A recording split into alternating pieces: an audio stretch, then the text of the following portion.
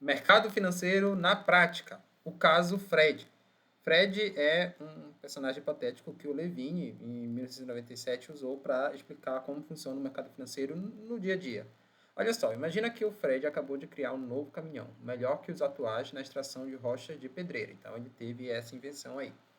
Para desenvolver a linha de montagem, ele precisa de capital, só que ele sabe como criar o caminhão, mas ele precisa criar vários caminhões e precisa de uma fábrica, digamos assim, e ele precisa de dinheiro para fazer essa fábrica.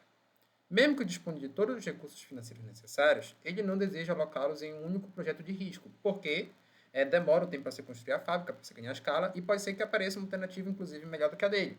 Então, todo projeto, todo o empreendimento, ele possui riscos, isso é o básico. E o empreendedor precisa calcular. Então, imagina que ele tem todo o dinheiro, exatamente, sei lá, a fábrica vai custar 2 milhões, mas ele tem os 2 milhões. Só que, se der errado, ele vai perder 2 milhões. Então, por mais que ele tenha o dinheiro, pode ser que ele não queira assumir esse risco, porque ele vai perder tudo. Agora, imagina que, de fato, o caminhão ele vai trazer um retorno para a sociedade, só que por conta desse risco, o Fred não resolve não fazer empreendimento. Então, a sociedade sai perdendo pelo fato dele desistir. Qual é a alternativa que faz, então, que o Fred não desista, mesmo ele tendo ou não os recursos, e a sociedade venha a obter esse ganho desse aumento de produtividade vindo de uma nova tecnologia? É o uso da poupança de terceiros. Então, retomando aqui a nossa aula dessa disciplina, a gente falou que o mercado financeiro nada mais é do que isso, um instrumento que ele pega dinheiro dos poupadores e coloca para os tomadores, e os tomadores pagam juros por esse dinheiro, tá? Olha lá, mesmo que a ideia seja boa, Fred não teria tempo, contatos e informações necessárias para coletar poupanças. Porque, como a gente viu na aula passada da evolução do mercado financeiro, no início você como quando era um tomador, no caso do Fred, ia pedir emprestado, vou usar esse termo, com alguém que você conhece, só que era muito limitado. E aí se criaram os intermediários financeiros, que são os bancos, o mercado financeiro. Por quê, pessoal? Esses intermediários vão fazer justamente esse trabalho aqui, ó. Tempo, contato e informações necessárias. Tá? Então, o intermediário financeiro vai fazer isso. Quais são as vantagens desse intermediário financeiro? Por mais que o Fred pague uma taxa para ele, mesmo assim, ele se torne mais viável. Por quê? O Fred vai se concentrar lá na sua linha de montagem e o intermediário financeiro que vai atrás de todas essas questões. Além disso, esse intermediário pode agregar a poupança individual de forma mais eficiente. Então, ele pode ser que ele não tenha o montante necessário, os 2 milhões, só que tem 200 mil pessoas dispostas a dar R$ 10 cada uma. E aí você consegue os 2 milhões. Tem economia de escala, porque imagina o custo do Fred e ele ter que falar com 200 mil pessoas. Como o banco ele tem a sua capilaridade, ele consegue mais economia de escala, ele consegue um menor custo para falar com cada pessoa ali. Divulgando melhor os projetos, ele pode fazer um compliance, e hoje em dia, né, se pesar na internet, mas mesmo no passado era mais fácil de divulgar ideias, porque era uma rede de pessoas que trabalhavam na instituição financeira. E os riscos e retornos associados, porque como a instituição financeira já trabalha com isso há muito tempo, eles têm experiência, então eles conhecem o perfil dos clientes e tudo mais, dos poupadores, eles conseguem fazer uma análise de risco e retorno mais adequada do que uma análise que o Fred fosse fazer nesse sentido, no sentido de tomar dinheiro. Tá? Nesse caso, o risco que o banco vai analisar, aliás, o que o banco vai ter é a sua base de dados de poupadores, né? Mas também o banco vai decidir para quem emprestar esse dinheiro. Então, essa a segunda opção que está muito mais associada com risco-retorno. Agora, também, quando você tem uma base de poupadores, você tem que ver o que você vai oferecer para eles. Hoje em dia, por exemplo, os bancos têm diferentes modalidades de investimento, CDB, LCIs, com diferentes prazos e rendimentos. Então, tudo isso é uma análise de risco-retorno também é feito do lado dos poupadores. A intermediação financeira requer confiança.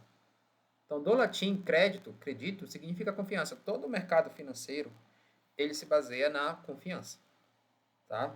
É assim, a moeda em si, ela, no princípio, não se baseava na confiança. Por exemplo, você teve o padrão ouro aí, que perdurou durante muito tempo no próprio capitalismo. Então, a ideia de que um dólar valeria um ouro.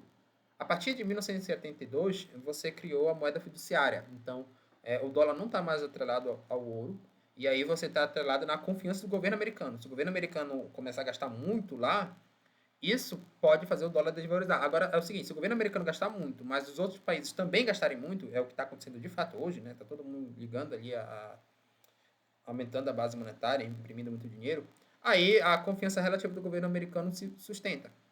Claro que essa confiança ela advém não só do governo, mas da sociedade toda americana. Uma sociedade que, se você ler lá o Alexis de Tocqueville, de 1975, é uma sociedade que se baseou ali na produtividade. Outro livro também, A Administração Científica do Taylor, vai mostrar muito bem isso.